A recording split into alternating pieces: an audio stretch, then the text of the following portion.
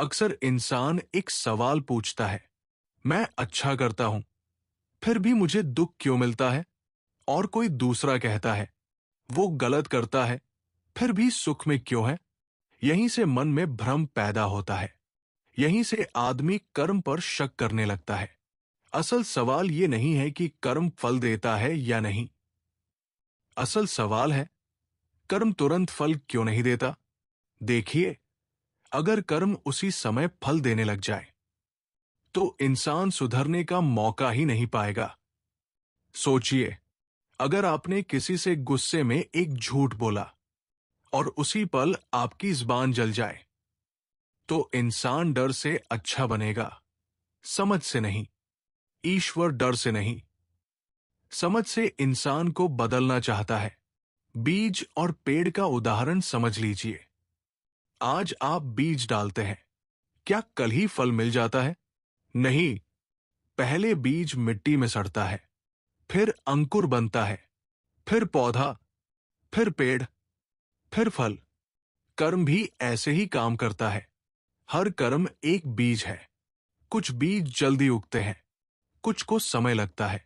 अब सवाल उठता है, तो बुरा करने वालों को सुख क्यों मिलता दिखता है?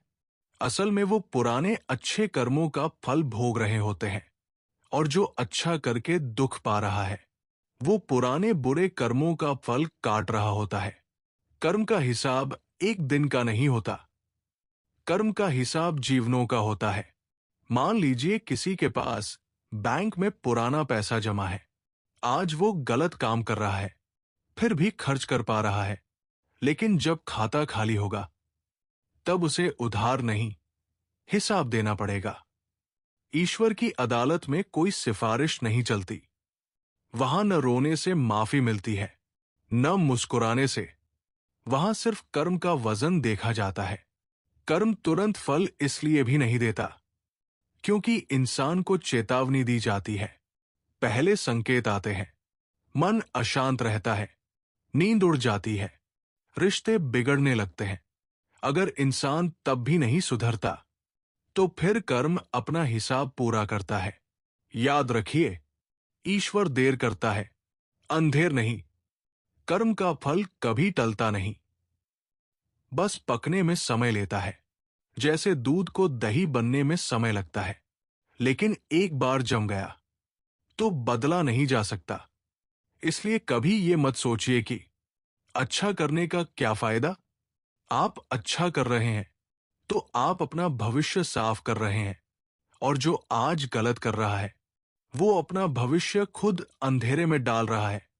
कर्म का नियम सीधा है, जो बोओगे वही काटोगे। कब काटोगे, ये समय तय करता है, लेकिन क्या काटोगे, ये आप तय करते हो। इसलिए कर्म करते समय ये मत देखिए कि फल कब मिलेगा। बस ये देखिए कि फल मीठा होना चाहिए, क्योंकि कर्म देर से फल देता है, लेकिन पूरा देता है।